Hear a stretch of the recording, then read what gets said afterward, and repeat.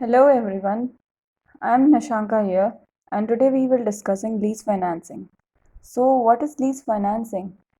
It is an option available to the person or a enterprise or anyone who is indulged in any business activity to opt an option of either buying an asset or take it on lease. Buying an asset and take it on lease, what is the difference between these two? Because whenever a person will opt for a lease, he will definitely compare it with an option whether he can purchase it or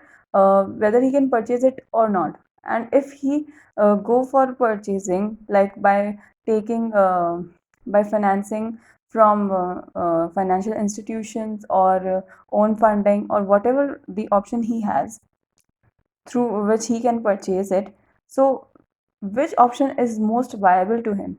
So whenever a person go for a leasing, he will definitely compare it with a purchase option or a buying option. So in this topic we will discuss which option is most suitable to the person. Let's discuss it. What is lease financing? Basically, there will be two parties in lease financing. One will be the lessor and other will be the lessee. Who is the lessor? Lessor is the one who gives the asset on lease and lessee is the person who takes the asset on lease. Basically हम जो rent agreement बोलते हैं इसको हम lease कहते हैं. Rent agreement, अगर हम रेंट एग्रीमेंट से जाएं तो एक ये ऐसे रेंटल एग्रीमेंट्स होते हैं जो आपकी कंपनी की फाइनेंशियल वायबिलिटी को इम्पैक्ट करेगा. बिकॉज ये बहुत बड़े बड़े एग्रीमेंट्स होते हैं. यहाँ पे हमें बिकॉज ये बहुत बड़े बड़े एग्रीमेंट होते हैं, यहाँ पे हमें हमारी इकोनॉमी को और हमारे फाइनेंशियल लेवरेजेस रेशियोज़ को ध्यान में रखते हुए सारी ऑप्शंस को कवर करना पड़ेगा. तो what what is there in this? सबसे पहले दो ऑप्शन होंगे एक पर्सन के पास. Either he can purchase it और either option number 2, either he can take on lease. So first option में क्या है, परचेज करेगा. तो परचेज में भी उसके पास 3 ऑप्शन है: own funding, partially own funding और पार्शली बोरोइंग और फुल्ली फाइनेंस्ड बाय बोरोइंग.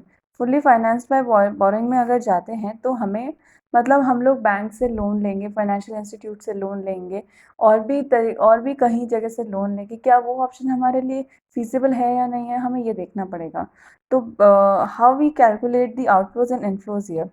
तो जो आउटफ्लो ऑफ द लोन होता है, आउटफ्लो हम कहते हैं जिसको हम कहेंगे हमारे इंस्टॉलमेंट्स को कैलकुलेट करने के भी बहुत सारे ऑप्शन तरीके होते हैं जो हम अभी डिस्कस करेंगे बाद में. और उसके बाद आता है सैलवेज वैल्यू को हम ऐड करेंगे उसके अंदर, क्योंकि ये जो एंड ऑफ द पीरियड में जो लोन का पीरियड है या मतलब जो लोन के रीपेमेंट का पीरियड है उसके एंड में उस असेट का क्या करना है, लाइक उसको सेल करना है या मतलब आपको अपने पास रखना है.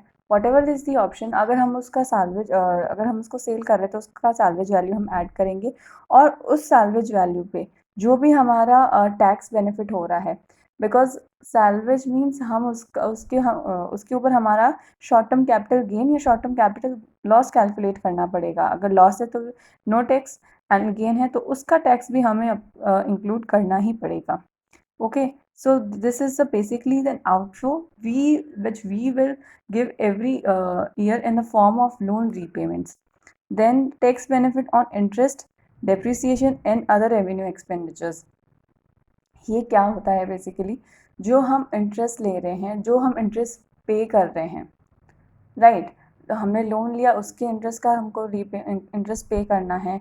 हमारी एसेट, अगर वो एसेट हो गई है हमारी, तो ऑब्वियसली उसके ऊपर डेप्रिसिएशन अब हम चार्ज करने वाले हैं, उसका बेनिफिट हम लेने वाले हैं, तो उसके ऊपर टैक्स हमको देना पड़ेगा.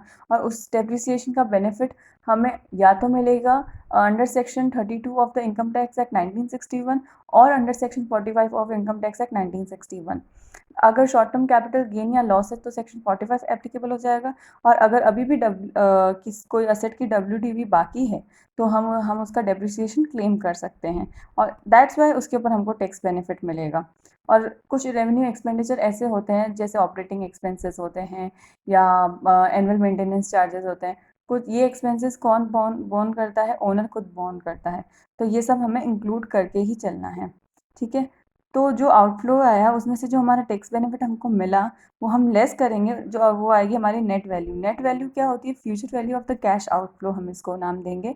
और इस फ्यूचर आउटफ्लो को, इस फ्यूचर कैश आउटफ्लो को, future value of cash outflow को हमें प्रेजेंट वैल्यू में कन्वर्ट करना है। प्रेजेंट वैल्यू मीन्स हमें इसको डिस्काउंट करना है पड़ेगा। तो डिस्काउंट किससे करेंगे? डिस्काउंट करने के दो ऑप्शन हैं। एक, अगर हमने loan fully financed by borrowing है, fully financed by bank institution है, मतलब हमारा खुद का पैसा कहीं पे भी बिल्कुल भी नहीं लगा हुआ है, तो हम उसको cost of debt, cost of debt यानी केडी से हम उसको डिस्काउंट करेंगे। और वो कैसे कैलकुलेट करते हैं? Interest minus 1 - t, 1 - t is the tax bracket. Okay. और अगर पार्शली बाय लोन है या पार्शली बाय ओन फंड है या फुल्ली ओन फंड है, फुल्ली ओन फंड होगा तो उस केस में हम कैसे कैलकुलेट करेंगे? केओ से, राइट। केओ is the cost of capital, cost of capital, yes, overall capital हम बोलेंगे इसको। तो this is how we will analyze the purchase option of an asset if we are opting to buy an asset or opting for a leasing an asset. Second आ जाएगा, हम इसकी installments के बारे में हम डिस्कस करेंगे, लेकिन उससे पहले हम एक ये चीज़ ले सकते हैं कि ऑप्शन 2 में जो लीज़ वाला ऑप्शन है उसमें क्या होगा। लीज़ वाले ऑप्शन को कैलकुलेट करना बहुत ईजी है। सबसे पहले जो लीज़ रेंट आएगा, हमारा लीज़ रेंट हमारे लिए क्या एक्सपेंस है, तो वो आउटफ्लो हो गया। फिर उसके ऊपर जो हम टैक्स दे रहे हैं उसका हमें बेनिफिट मिल जाएगा। उससे जो आएगा वो हमारे को उस फिगर को, जो हमारा कैश आउटफ्लो है, उसको हमको डिस्काउंट करना है by the rate we used in purchase option. Means purchase option वाली रेट मींस अगर हम केडी से डिस्काउंट कर रहे हैं तो हम केडी से ही लीज रेंटल के बेनिफिट्स को डिस्काउंट करेंगे, और अगर हम केओ से कर रहे हैं तो यहाँ पे भी हम केओ से करेंगे। ओके। तो ये सारी चीज़ें हमें हमारे डिसीजन को लेने में हेल्प करेगी कि either opting for the lease और either opting for the purchase option. Okay. एक इसका मेथड होता है कि लीजिंग मेथड में एक मेथड है कि NAL मेथड। NAL मेथड क्या होता है? Net advantages method, net advantages under leasing method. हमें सारे क्वेश्चन ये अज्यूम करके चलना है कि वो हमने लीज पे लिया है और हम इसको कंपेयर करेंगे परचेज मेथड से। ये एक इंक्रीमेंटल अप्रोच है। ये कैसे कैलकुलेट करेंगे? जैसे cost of machine minus lease rent to be paid now. Cost of machine already discounted value पे ही होगी, और लीज रेंटल जो होगा वो discount at the interest rate होगा। फिर इसके ऊपर जो tax benefit at the lease rent, इसको भी डिस्काउंट करेंगे केओ से।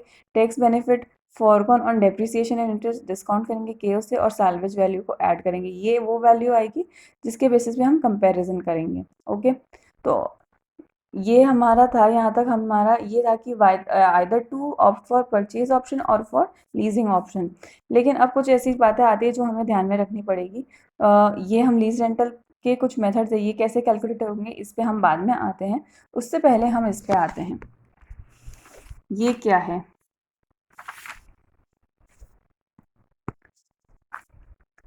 ये क्या बोल रहा है कि while solving questions many points will come across and we have to take a note of it। जैसे लीज रेंट है या लोन की इंस्टॉलमेंट है, अगर वो paid at the end of the year है, we will start from year 1। ये बहुत आई थिंक ये रटने वाली चीज़ें नहीं हैं, बट मैं सिर्फ आपको इसलिए बता रही हूँ कि जब भी हम लोग लाइक एंड मोमेंट पे ये चीज़ें हमें कई बार प्रॉब्लम दे देती है कि बच्चे भूल जाते हैं कि हमें करना क्या है at the end of the year और at beginning of the year में क्या डिफरेंस आता है। इट्स जस्ट कि अगर हम एंड ऑफ द ईयर कर रहे हैं तो हमारा ईयर 1 से स्टार्ट होता है, और अगर हम बिगनिंग ऑफ द ईयर करते हैं तो वील स्टार्ट फ्रॉम ईयर 0। और ईयर 0 में इंटरेस्ट हो चाहे डेप्रिसिएशन हो, उस पर कोई भी टैक्स नहीं लगता है। So take care of it guys, please take care of it. Only lease rent और लोन को हम 0 ईयर में क्या कहते हैं डिस्कस करके चलेंगे। ठीक है। 3 चीज़ें आती हैं, इंटरेस्ट रेट, केडी और केओ। 3 चीज़ें का मतलब 3 rates are in available there. तो इसका मतलब ये होता है कि आपको कौन से बेसिस में, कौन सी क्राइटेरिया में कौन सी रेट अप्लाई करनी है, ये आपको प्रॉपरली ध्यान होना चाहिए। ठीक है। और एक आता है ब्रेक इवन लीज रेंट। मैं इसका अलग से आपको वीडियो डालने वाली हूँ, अभी हम इसको स्किप करने वाले हैं। ठीक है। ठीक है, और एक चीज़ अभी हम और डिस्कस करने वाले थे, वो जो मैंने बोला था आपको इंस्टॉलमेंट के बारे में। क्या होता है जब हम लोन लेते हैं, तो लोन लेने के लिए 3 ऑप्शन हैं। उसके रीपेमेंट के 3 अलग-अलग ऑप्शन होते हैं, जिसमें क्या होता है कि जहाँ पे whole amount of the loan payable at the end of the period, for example 5th year, यहाँ पे कोई इंस्टॉलमेंट की बात नहीं करने वाला है। इंस्टॉलमेंट की बात नहीं करने वाला है का मतलब ये हो गया कि हमें पूरा का पूरा सम एक साथ देना है, लमसम अमाउंट हम जिसको बोलते हैं, लेकिन इंटरेस्ट का पेमेंट अलग-अलग नहीं होगा। इंटरेस्ट का पेमेंट आपको ईयरली ही करना पड़ेगा। तो जैसे आपने 20 लाख का लोन लिया जिसकी रेट ऑफ इंटरेस्ट 10% है, और उसको आपको रीपे करना है 5 ईयर्स के बाद। तो हम क्या करेंगे, जिस सिर्फ इंटरेस्ट का पेमेंट हम ईयरली कर देंगे, बाकी जो लोन का अमाउंट है, जो प्रिंसिपल अमाउंट है 20 लाख, उसको हम eight the end of the 5th year हम साथ में रीपे कर देंगे। ये ऑप्शन आ गया। दूसरा ऑप्शन आता है कि जहाँ पे हमको सिर्फ इंस्टॉलमेंट में सिर्फ प्रिंसिपल का ही पेमेंट करना है, मतलब हमारे को सिर्फ जो लोन का अमाउंट है, सिर्फ उसका पेमेंट इंस्टॉलमेंट के बेसिस पे करना है, बाकी भी इंस्टॉलमेंट के बेसिस पे आएगी, लेकिन जो हम इंटरेस्ट कैलकुलेट करने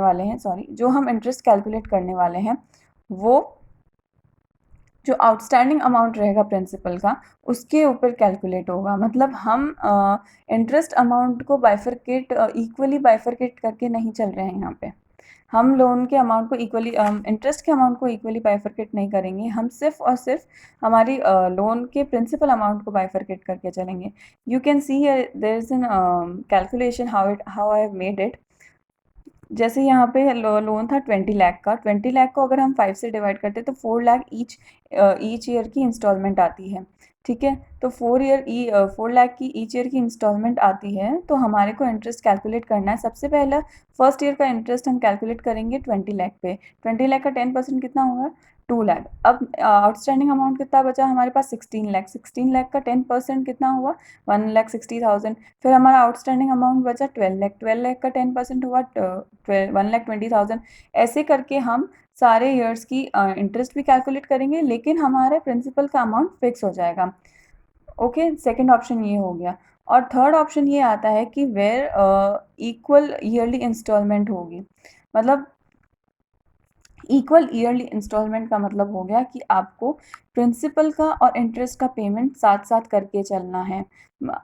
आपको साथ साथ करके चलना है, मतलब आपको प्रिंसिपल भी इतना इक्वली पे करना है जितना इंटरेस्ट इक्वली पे करना है। मतलब हमारे जो पहले हम टोटल अगर इंटरेस्ट कैलकुलेट कर लेते हैं, मतलब हमारा जो लोन का अमाउंट है, हम उसके ऊपर हमारा पीवी फैक्टर लगा के हम उसकी प्रेजेंट वैल्यू से उसके अमाउंट को इक्वली डिवाइड कर देंगे प्रिंसिपल और इंटरेस्ट के अंदर। मतलब जो हमारा अमाउंट आएगा, वो जो इंस्टॉलमेंट होगी उसके अंदर हमारा प्रिंसिपल अमाउंट भी होगा और हमारा इंटरेस्ट अमाउंट भी होगा।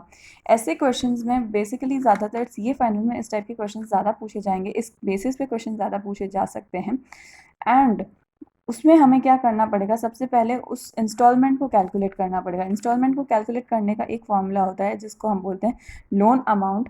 जैसे 20 लाख एंड जितना भी लाइफ है इस लोन की, जैसे 5 ईयर्स है, तो हम उस 5 ईयर्स का क्यूमुलेटिव पीवी ले लेंगे इंटरेस्ट रेट का। ओके, जैसे इंटरेस्ट रेट यहाँ पे 10% है, तो 10% का 5 ईयर्स का क्यूमुलेटिव पीवी निकालेंगे और उससे डिवाइड कर देंगे। तो ये हमारी आ जाएगी, फर्स्ट हमारी इंस्टॉलमेंट आ जाएगी every year which will be paid. ये हमारा कैश आउटफ्लो होगा जो हमको हर साल तो देना ही देना है।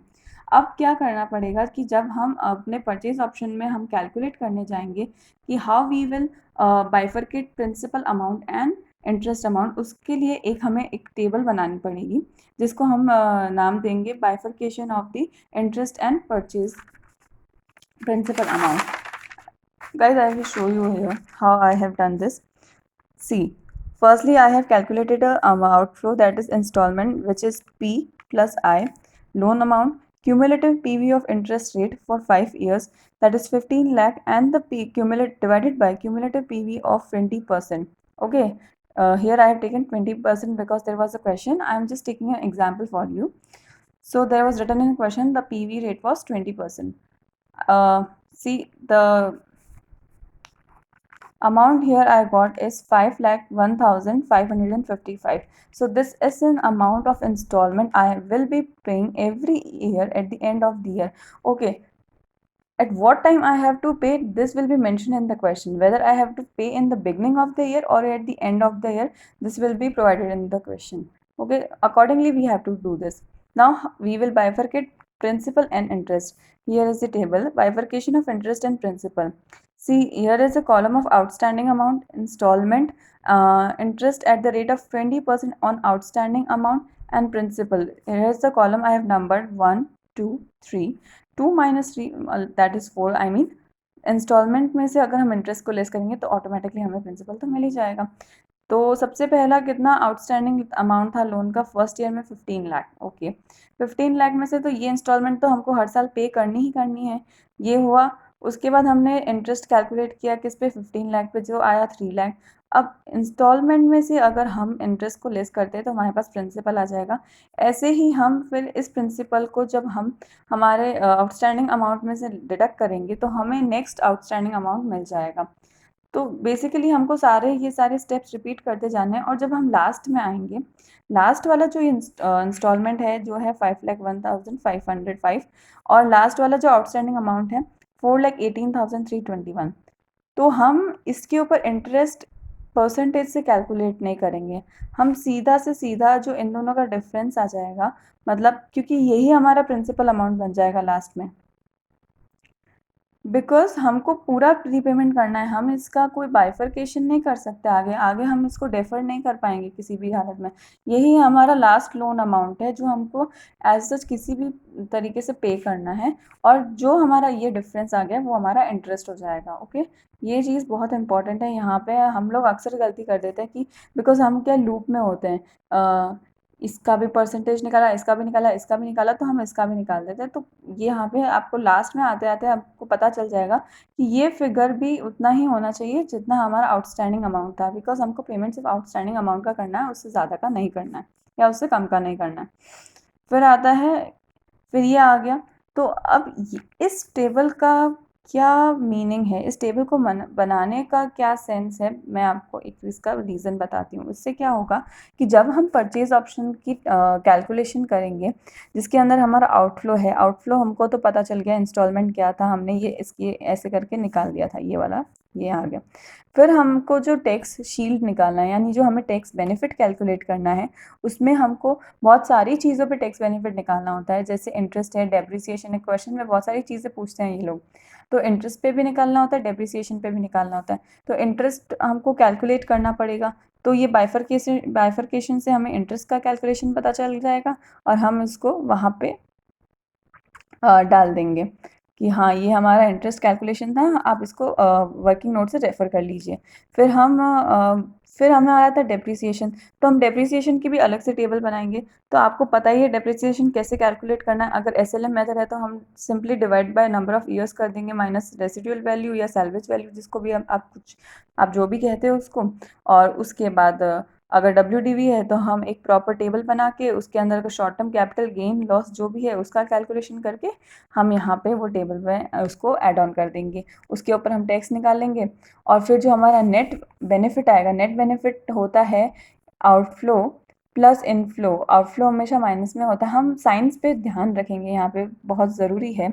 आउटफ्लो जो माइनस होता है क्योंकि पैसा जा रहा है, टैक्स प्लस आ रहा है क्योंकि हमारे यहाँ टैक्स सेविंग हो रही है, यहाँ पे डेप्रिसिएशन पे भी टैक्स सेविंग हो रही है क्योंकि इसका हमको डिडक्शन मिलता है सेक्शन 32 के अंदर।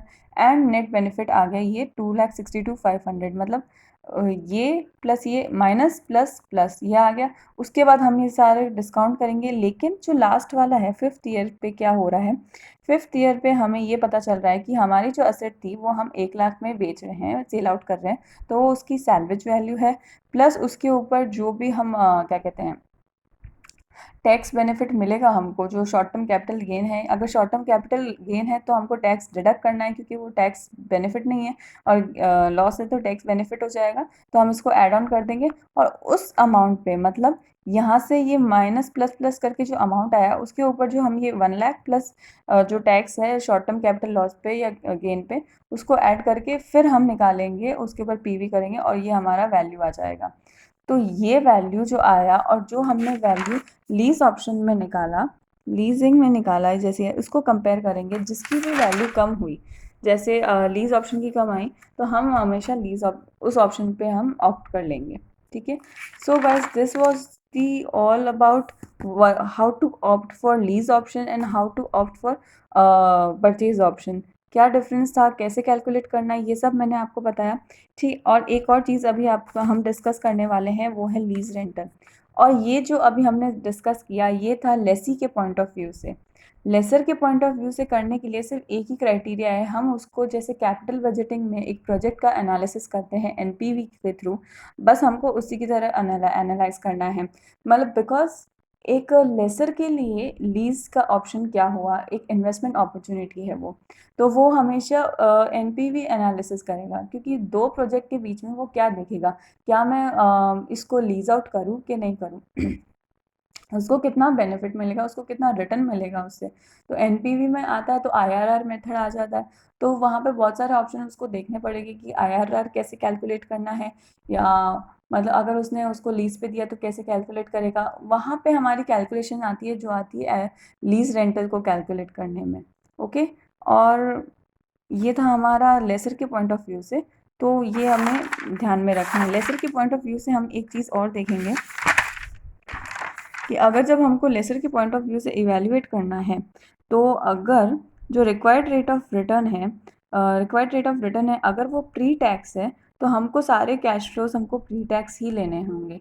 ये बहुत इंपॉर्टेंट चीज़ है कि यहाँ पे हम बहुत बार गलती कर देते हैं, क्योंकि कई बार पोस्ट टैक्स दी हुई होती है, हम उसको पोस्ट टैक्स ही ले लेते हैं, हम उसको प्री टैक्स कन्वर्ट ही नहीं करते हैं। What ever is the reason, हमको जैसा चाहिए, जैसा क्वेश्चन बोल रहा है हमको वैसा करना है। अगर पोस्ट टैक्स है तो हमको सारा डेटा पोस्ट टैक्स चाहिएगा, लेकिन जहाँ पे अगर क्वेश्चन में कुछ भी नहीं दिया हुआ है, ना तो वो प्री टैक्स दिया हुआ है ना पोस्ट टैक्स दिया हुआ है, तो हम हमेशा उसको प्री टैक्स अज्यूम करके चलेंगे। ओके, और ये कंपाउंडिंग का कॉन्सेप्ट तो शायद हम आप लोग जानते ही होंगे, कैसे निकालते हैं। E R equals to 1+r/m whole to the power m -1। m होता है नंबर ऑफ कंपाउंडिंग। ठीक है, क्वेश्चंस आ जाए तो आप ये लोग चीज़ें अपने पढ़ के ज़रूर जाइएगा। ये सब चीज़ें पढ़ के जाना बहुत ज़रूरी है। छोटी छोटी चीज़ें होती है, जैसे हम लोगों को कंपाउंडिंग के बारे में नहीं पता होता है, हम लोग कई बार बेसिक बेसिक चीज़ें एग्जाम्स में भूलते हैं, तो आप उसको नोट डाउन करते जाइए, जैसे जैसे आप पढ़ रहे हैं उसको नोट डाउन करते करते रहो कि हाँ ये चीज़ पूछ सकता है, कि इस क्वेश्चन में ऐसा है, तो ये एक नया कॉन्सेप्ट आ गया, just right it down on your notebook. और एक चीज़ और हम डिस्कस करने वाले थे, लीज रेंट्स को। लीज रेंट 4 टाइप के होते हैं। एक इक्वेटेड प्लान होता है जिसके अंदर हम यूनिफॉर्म लीज रेंट बोलते हैं, और इसमें पीवी ऑफ लीज रेंट या टैक्स शीट कैलकुलेट करते हैं सेपरेटली। ठीक है, ये तो जैसे हम लोन की इंस्टॉलमेंट्स कैलकुलेट करते हैं वैसे हम कैलकुलेट करेंगे। बलून प्लान में क्या होता है, बलून प्लान में स्टार्टिंग में मतलब छोटा छोटा पेमेंट होता है और बाद में एक बड़ा अमाउंट हमको पे करना होता है लीज रेंट का। स्टेप्ड प्लान में क्या होता है कि एक पर्टिकुलर परसेंटेज दे दिया जाता है कि आपको लीज रेंट हर ईयर इतने से इंक्रीज़ करना है या डिक्रीज़ करना है। अगर इंक्रीज़ है तो स्टेप अप बोलेंगे, और डिक्रीज़ करेंगे तो स्टेप डाउन बोलेंगे। और डेफर्ड प्लान में ये होता है कि इनिशियली आपको कुछ सालों में कोई भी लीज रेंट देने की ज़रूरत नहीं है, लेकिन बाद में आपको जो जब भी लीज रेंट देना पड़ेगा वो यूनिफॉर्म लीज रेंट होगी, और उसका कैलकुलेशन सेम उसी तरीके से किया जाएगा जो हम इक्वेटेड प्लान में करते हैं। So guys this was all about the lease rent. आपको वीडियो कैसा लगा प्लीज़ मेरे को शेयर करिएगा, प्लीज़ बताइएगा कमेंट बॉक्स में कमेंट करके। Like the video, share with your friends. Thank you so much, bye bye.